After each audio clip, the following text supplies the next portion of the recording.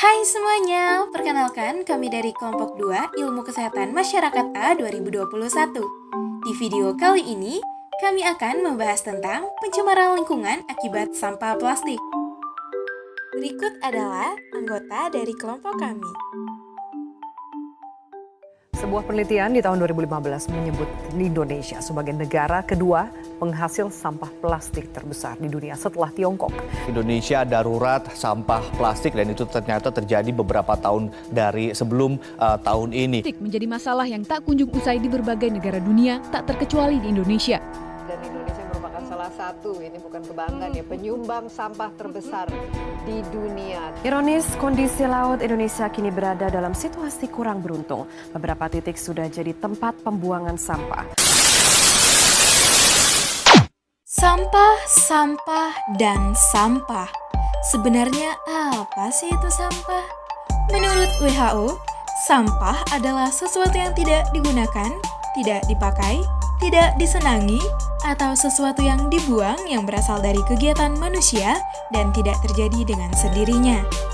Sampah adalah masalah kompleks yang dihadapi oleh seluruh negara, salah satunya di Indonesia. Pencemaran lingkungan akibat sampah plastik semakin mengkhawatirkan. Masyarakat yang kurang pengetahuan dan berperilaku buruk dalam pengelolaan sampah plastik dapat menimbulkan gangguan kesehatan dan lingkungan. Karena derajat kesehatan masyarakat ditentukan oleh kondisi pejamu, agen, atau penyebab penyakit dan lingkungan. Tumpukan sampah yang mengganggu kesehatan dan keindahan lingkungan merupakan jenis pencemaran yang dapat digolongkan dalam degradasi lingkungan yang bersifat sosial. Pengelolaan sampah saat ini berdasarkan Undang-Undang Nomor 18 Tahun 2008 dan Peraturan Pemerintah Nomor 81 Tahun 2012 dilakukan dengan dua fokus utama, yakni pengurangan dan penanganan sampah. Secara umum, sampah dibagi menjadi 3 jenis, yaitu sampah organik, non-organik, dan B3. Sampah organik adalah sampah yang mudah membusuk dan dapat terurai dengan sendirinya. Contohnya daun kering, sisa sayuran, sisa buah, daging, kotoran hewan, dan ranting pohon. Sampah non-organik adalah sampah yang tidak dapat membusuk dan membutuhkan bahan lain untuk mengolah. Contohnya botol plastik, kemasan kaleng, botol kaca, dan kantong plastik. Sampah B3 berasal dari bahan berbahaya dan beracun. Masukkan sampah ke wadah kedap air terlebih dahulu. Contohnya baterai, cairan pembersih, oli, obat nyamuk, dan aerosol.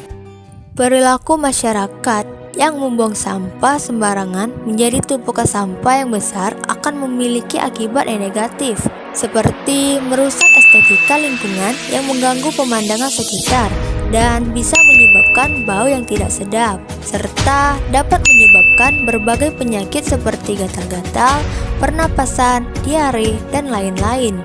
Selain itu, dapat menyebabkan pencemaran, baik pencemaran air, udara, maupun tanah, dan dapat menyebabkan banjir ketika musim hujan pun tiba. Dari berbagai permasalahan yang timbul, solusi dalam mengurangi sampah plastik yaitu lebih bijak dengan cara menerapkan pola hidup ramah lingkungan. Bagaimana sih cara menerapkan pola hidup ramah lingkungan? Yang pertama, membatasi penggunaan produk yang berhubungan dengan plastik. Yang kedua, hindari penggunaan kantong plastik saat berbelanja. Gunakan kantong kertas, kantong kain, atau kantong lainnya yang lebih ramah lingkungan.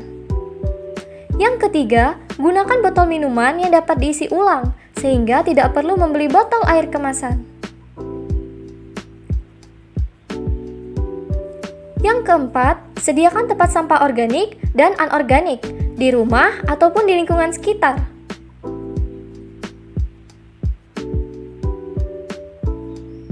Biasakan membuang sampah pada tempatnya ya, sehingga sampah plastik yang dibuang dapat dengan mudah dipilah sesuai dengan jenisnya dan didaur ulang untuk diolah menjadi produk yang bermanfaat.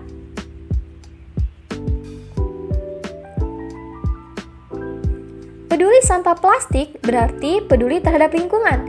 Peduli terhadap lingkungan berarti peduli terhadap kehidupan kita dan kehidupan generasi kita di masa depan.